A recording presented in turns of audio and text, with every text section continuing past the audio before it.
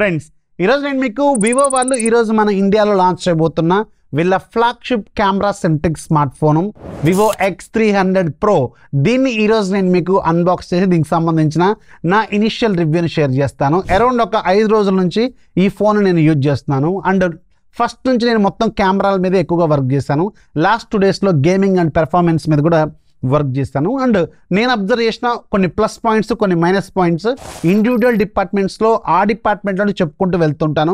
మీరు చివరి వరకు చూడాల్సి వస్తుంది. ఎట్ ద సేమ్ టైం ఇది ఒక ఫ్లాగ్షిప్ గ్రేడ్ కెమెరా ఫోన్ కాబట్టి ఆబ్వియస్గా కొన్ని టెక్నికల్ స్పెసిఫికేషన్స్ కూడా హెవీగా ఉంటాయి, లెంతీగా కూడా ఉండొచ్చు. ఓపిక చేసుకొని మొత్తం చూసుకుంటూ వెళ్ళండి. మీకు దీంట్లో ఏం బాగుంది ఏం బాగాలేదు అనేది మీకు క్లియర్గా నా ఒపీనియన్ని షేర్ చేస్తాను. లేట్ చేయకుండా స్టార్ట్ చేద్దాం విత్ బాక్స్తో. అండ్ బాక్స్ ఒకసారి అబ్జర్వ్ చేస్తే లాస్ట్ 5 years నుంచి same pattern Vivo X300 Pro అని రాస్తుంది. కో ఇంజనీర్డ్ విత్ జైస్ ఆప్టిక్స్ అని ఉంది. బ్యాక్ సైడ్ కొన్ని టెక్నికల్ డీటెయిల్స్తో పాటు మన దగ్గర ఉన్నది 16GB 512GB వేరియంట్, అలాగే మన దగ్గర ఉంది ఇలైట్ బ్లాక్ అనే కలరు. అలాగే మన దగ్గర ఉన్న వాటికి సార్ వాల్యూస్ ఏమో హెడ్కి 1.14 ఉంది, బాడీకి ఏమో 0.95 ఉంది. ఇది ఇంటర్నేషనల్ స్టాండర్డ్స్ ప్రకారం ఇండివిజువల్గా 1.6 కంటే బిలో ఉండాలి యాజ్ పర్ ది స్టాండర్డ్స్ వీళ్ళు మెయింటైన్ చేశారు. బాక్స్ లోపల మనకి ఆబ్వియస్గా ఒక ఫోన్ ఉంటుంది, ఒక TPU కేసు, అలాగే ఒక 90 watts ఛార్జర్ ఉంటుంది, అలాగే మనకు ఒక Type-C కేబుల్ అయితే ఉంటుంది. వీళ్ళు ₹1,00,000 ఫోన్లో కూడా Type-Cని ఇంకా ఇంప్లిమెంట్ చేయట్లేదు. ఇది ఇంప్లిమెంట్ చేయాలి, ఎందుకంటే ₹1,00,000 ఫోన్ చాలా high quality fast charging technologies అనేవి ఇంపార్టెంట్ కాబట్టి ఇస్తే బాగుండేదేమో అని నా పాయింట్ అనమాట. And coming to the phone design, first clear point ఏంటంటే లాస్ట్ ఇయర్ X200 Pro నేను ఓన్గా కొనుక్కొని చేశాను అండ్ దాంతో కంపేర్ చేసుకుంటే ఆబ్వియస్గా ఈసారి ఇన్ హ్యాండ్ ఎక్స్పీరియన్స్ అనేది దాంతో కంపేర్ చేసుకుంటే చాలా బాగుంది. బట్ సేమ్ సైజ్లో ఉన్నప్పుడు కూడా ఇది చాలా చిన్నగా అనిపిస్తుంది నాకు చేతిలో పట్టుకున్నప్పుడు మాత్రం. అండ్ వెయిట్ బ్యాలెన్స్ కూడా ఈసారి ప్రాపర్గా చేశారేమో అనిపిస్తుంది. అందుకని లాస్ట్ టైము ఇలా మనం పట్టుకొని సింగిల్ హ్యాండ్తో వాట్సాప్లో మెసేజ్ కానీ ఇన్స్టాగ్రామ్లో కానీ చూస్తున్నప్పుడు ఇటువైపు ఇలా బెండ్ అవుతున్నట్టు బరువు మన మీద ఇలా పడుతున్నట్టు అనిపిస్తూ ఉంటుంది బ్యాక్ సైడ్ ఉన్న కెమెరా మాడ్యూల్ ఇంత పెద్ద రింగ్ వల్ల. బట్ ఈసారి మాత్రం కొంచెం నాకు ఇన్ హ్యాండ్ ఎక్స్పీరియన్స్ అయితే ఆబ్వియస్గా చాలా బాగుంది. సింగిల్ హ్యాండ్ ఆపరేషన్ కూడా చాలా ఈజీగానే అనిపిస్తుంది అండ్ ఫ్లాట్ AMOLEDతో వెళ్ళారు which is very very useful feature అనమాట. చేతిలో పట్టుకున్నప్పుడు చాలా ప్రాపర్గా ఉంటుంది. ఫుల్ లెంత్ మెటల్ ఫ్రేమ్తో సింగిల్ ఫ్రేమ్ డిజైన్తో తీసుకొచ్చారు అండ్ బ్యాక్ సైడ్ కూడా గ్లాసే, అలాగే ఫ్రంట్ సైడ్ మనకి వీళ్ళు ఆర్మర్ గ్లాస్ ప్రొడక్షన్ టెక్నాలజీని యూజ్ చేస్తున్నారు which is competitive with Gorilla Glass technology అనమాట. అండ్ క్వాలిటీ మాత్రం చాలా బాగానే ఉంది అండ్ దీని థిక్నెస్ కూడా లాస్ట్ టైంతో కంపేర్ చేసుకుంటే లైట్గా తగ్గించారు. లాస్ట్ టైం 8.2 mm ఉండే, ఈసారి 8 mm చేశారు అండ్ రింగ్ దగ్గర మాత్రం కొంచెం ఆబ్వియస్గా ఎక్కువగానే ఉంటుంది. బట్ స్టిల్ ఇది లాస్ట్ టైంతో కంపేర్ చేసుకుంటే తక్కువే. అండ్ వెయిట్ మాత్రం సేమ్, లాస్ట్ టైం కూడా 226 grams క్లైమ్ చేశారు, ఈసారి కూడా దాదాపు అలాగే వీళ్ళు క్లైమ్ చేస్తున్నారు. వెయిట్ కూడా పెద్దగా లేదు, at the same time weight కూడా ఉన్నట్టు అనిపించట్లేదు.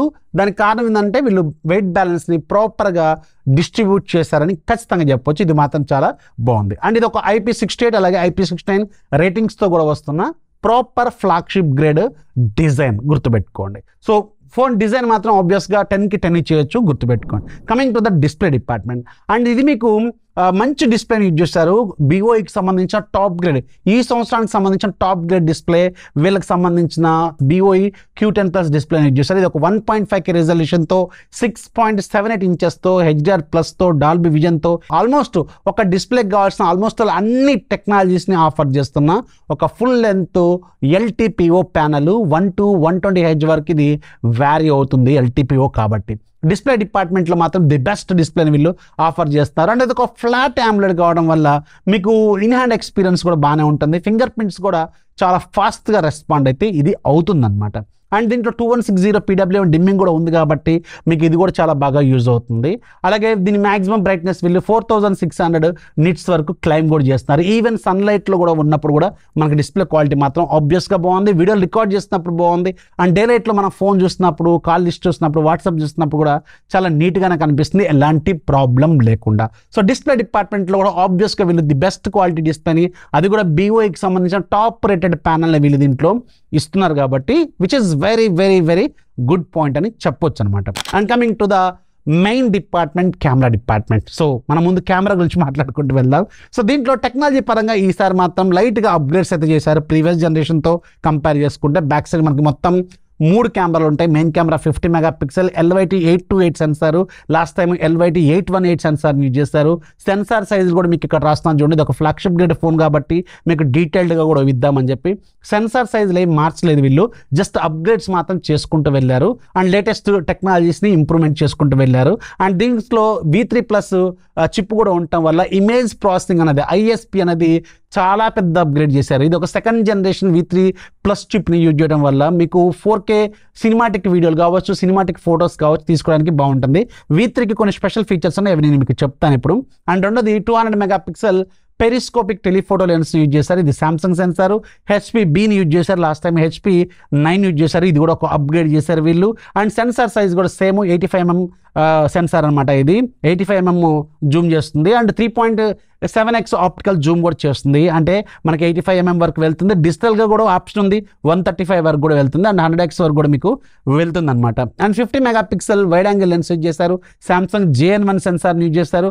ఫ్రంట్ సైడ్ కూడా 50 మెగా పిక్సెల్ ఉంటుంది. ఇది కూడా సామ్సంగ్ JN1 సెన్సార్ని, ఇది కూడా వైడ్ లెన్స్ని యూజ్ చేశారు. బ్యాక్ సైడ్ కెమెరాతో 8K రికార్డింగ్ కూడా చేసుకోవచ్చు మెయిన్ కెమెరాని యూజ్ చేసుకొని. అండ్ అన్ని కెమెరాలతో 4K రికార్డింగ్ క్యాపబిలిటీస్ అయితే ఉన్నాయి. ఆప్టికల్ ఇమేజ్ స్టెబిలిటీ కూడా ఉంది. వీడియో డిపార్ట్మెంట్లో క్వాలిటీ మాత్రం చాలా బాగుంది. అండ్ దీంట్లో మెయిన్ ఏదైతే ఒక పాయింట్ ఉందో అదే V3+ ఏదైతే వీళ్ళకి సంబంధించిన ఇమేజ్ ప్రాసెసింగ్ సిస్టమ్ ఏదైతే ఉందో దీంట్లో కొన్ని సినిమాటిక్ ఎఫెక్ట్స్ని యాడ్ చేశారు సెకండ్ జనరేషన్ దాంట్లో.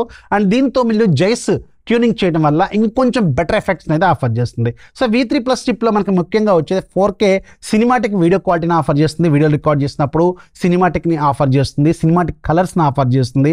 అండ్ మీరు ఫొటోస్ తీస్తున్నప్పుడు సినిమాటిక్ బొకేని ఆఫర్ చేస్తుంది. అండ్ ఈవెన్ మీరు బొకే ఎంత బాగా చేసినా కానీ హెయిర్ లాంటి చిన్న చిన్న హెయిర్ లాంటివి కూడా పట్టుకుంటుంది అనమాట. దానివల్ల మీకు ప్రాపర్ సినిమాటిక్ ఎఫెక్ట్ని ఆఫర్ చేస్తుంది. And second generation frame info tunnelling కూడా ఉంది ఫర్ బ్యాక్ సైడ్ జైస్కి సంబంధించింది. And high quality video effects కోసం ఇది బాగా యూజ్ అవుతుంది. And cinematic skin tone offer చేస్తుంది, సినిమాటిక్ కలర్ని కూడా ఆఫర్ చేస్తుంది. ఇది V3+ చిప్ చేసే మెయిన్ కీ ఫీచర్స్ అనమాట. సో దీనివల్ల మీకు ఓవరాల్గా ఏంటంటే రెగ్యులర్ ఫొటోస్కి మనకి Vivo X300 Proలో అంటే Vivo X సిరీస్లో తీసే వాటికి కొంచెం డిఫరెన్స్ ఉంటుంది. జైస్ ఏం చేస్తుందంటే న్యాచురల్ ఎఫెక్ట్ని ఆఫర్ చేస్తుంది, స్కిన్ టోన్ కూడా న్యాచురల్గా ఉంటుంది. ఇక్కడ మనం ఫొటోస్ కూడా చాలా వరకు తీస్తాం. దీంట్లో చాలా ఎఫెక్ట్స్ కూడా ఉన్నాయి, పర్టికులర్గా జైస్కి సంబంధించిన ఎఫెక్ట్స్ కూడా చాలా బాగుంటాయి దీంట్లో. అండ్ మీరు 50mm మెయిన్ కెమెరా తీసినప్పుడు షార్ట్స్, రెగ్యులర్ ఫోటో షార్ట్స్లో కూడా ఎఫెక్ట్స్ ఉంటాయి. At the same time periscopic telephoto లెన్స్లో 1x 2x 3x ఇలా తీస్తున్నప్పుడు కూడా షార్ట్స్ బాగుంటాయి. దీంట్లో వీళ్ళు 35mm 50mm 85mm అంటూ ఉంటారు. సో దీంట్లో మీరు డైరెక్ట్గా ఒక్కొక్క దాంట్లో డిపార్ట్మెంట్లో వెళ్తున్నప్పుడు అక్కడ ఎఫెక్ట్స్ ఉంటాయి. మీకు లెన్స్ ఎఫెక్ట్ అవైలబుల్గా ఉంటుంది, ఫిల్టర్ అవైలబుల్గా ఉంటుంది, జైస్ సంబంధించిన ఎఫెక్ట్స్ ఉంటాయి. అవన్నీ మీరు చేంజ్ చేసుకుంటా తీసుకోవచ్చు. జైస్ సినిమాటిక్ అని, జైస్ న్యాచురల్ షాట్ అని, బొకే అని ఇంకా రకరకాలుగా ఉన్నాయి. ఇక్కడ మీకు స్క్రీన్ మీద కూడా చూపిస్తాను. అవన్నీ తీసుకోవచ్చు అనమాట shots. And 1x shots, 2x shots, colours కావచ్చు, స్కిన్ టోన్స్ కావచ్చు, ఇవన్నీ మీరు ఒకసారి అబ్జర్వ్ చేయండి. సో నేను అబ్జర్వ్ చేసింది లాస్ట్ ఇయర్తో కంపేర్ చేస్తే X200 Proతో కంపేర్ చేసుకుంటే వీళ్ళు ఇంకా సినిమాటిక్ బొకేని ఎక్కువగా ఆఫర్ చేస్తున్నారు. At the same time skin tone కూడా మనకి కొంచెం ప్రాసెసింగ్ చేస్తున్నట్టు అనిపిస్తూ ఉంటుంది. But at the end of the day మనకి సోషల్ మీడియా రెడీ ఫోటో లాగా కనిపిస్తూ ఉంటుంది. మీరేమి ఎలాంటి ఎడిటింగ్ ఇంకా చేయాల్సిన అవసరం లేదు, డైరెక్ట్గా వీళ్ళే ఆఫర్ చేస్తున్నారు. ఇది కొంతమందికి నచ్చవచ్చు, కొంతమందికి నచ్చకపోవచ్చు. అది different people, different ideology, different viewing point of view ఉంటుంది అనమాట.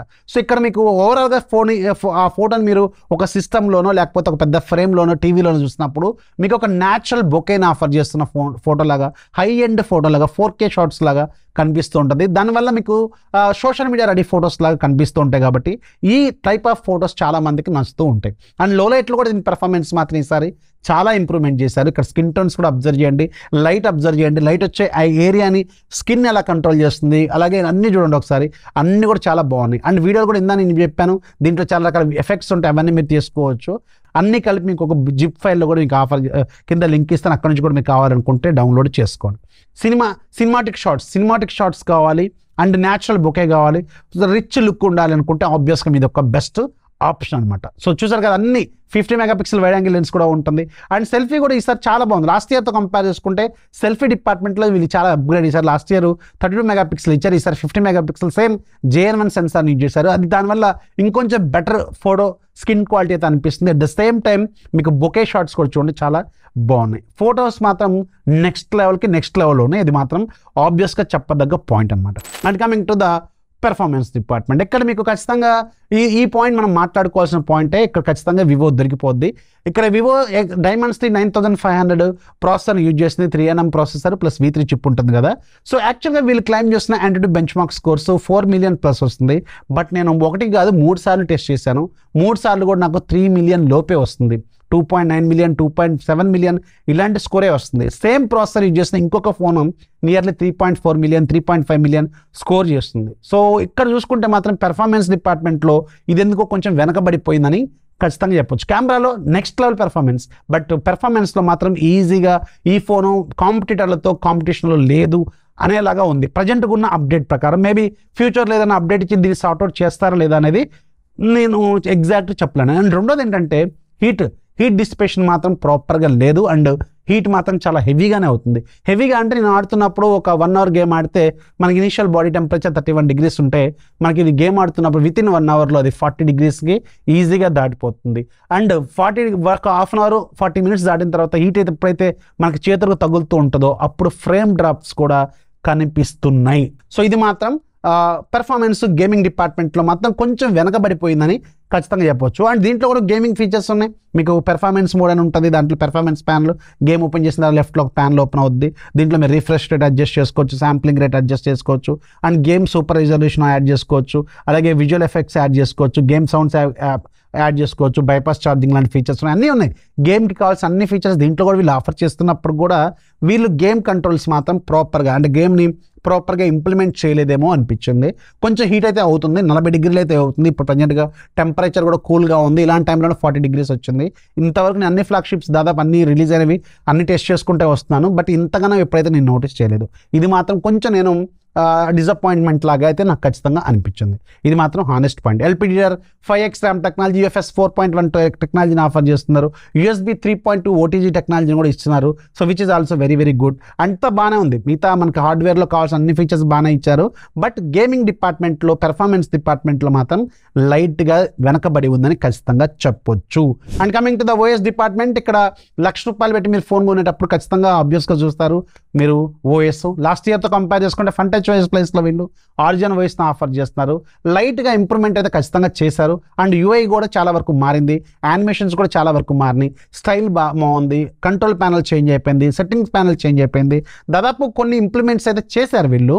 But at the end of the day ఇక్కడ మీకు టఫ్ కాంపిటీటర్స్ చాలా బెటర్ UIని బెటర్ ఫ్రీగా అంత స్మూత్గా రన్ అయ్యే UIని ఆఫర్ చేస్తున్నాయి. కాబట్టి అక్కడ కొంచెం మీరు ఆలోచించాల్సిన పాయింట్ అయితే ఖచ్చితంగా ఉంటుంది. ఇది మాత్రం నోటీస్లో పెట్టుకోండి. ఇది OS డిపార్ట్మెంట్లో. అండ్ 5 years పాటు సాఫ్ట్వేర్ అప్గ్రేడ్స్ ఇస్తున్నారు. 7 year పాటు మీకు సెక్యూరిటీ ప్యాచెస్ అప్డేట్స్ కూడా వీళ్ళు ఇస్తారు. అండ్ దీంట్లో 6500 mAh వరకు బ్యాటరీ ఉంటుంది. At the same time 90 watts fast charger మనకి బాక్స్లో సప్లై చేస్తారు. 40 watts వైర్లెస్ ఛార్జింగ్ ఆఫర్ చేస్తున్నారు.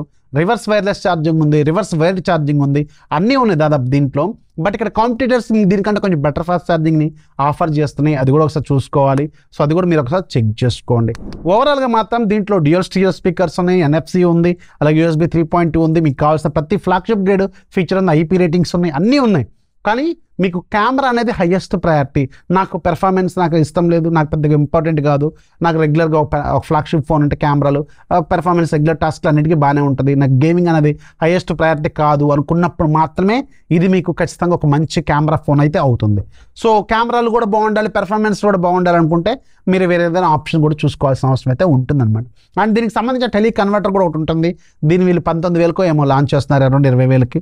ఒకవేళ మీకు బాగా ఫోటో ఇంకా బాగా జూమ్ చేసుకొని తీసుకోవాలనుకోండి, దీంట్లో ఆల్రెడీ 135mm వరకు కూడా మనం తీసుకోవచ్చు. అవి షార్ట్స్ బాగా వస్తున్నాయి. ఇంకా అంతకంటే బాగా దగ్గరికి వెళ్ళి చూడాలనుకుంటే అది కూడా కొనుక్కోవాల్సి వస్తుంది. అది కూడా 20,000 దాకా ఉంటుంది అనమాట. సో ఇది వివో X300 Proలో నేను అబ్జర్వ్ చేసిన కొన్ని పాయింట్స్.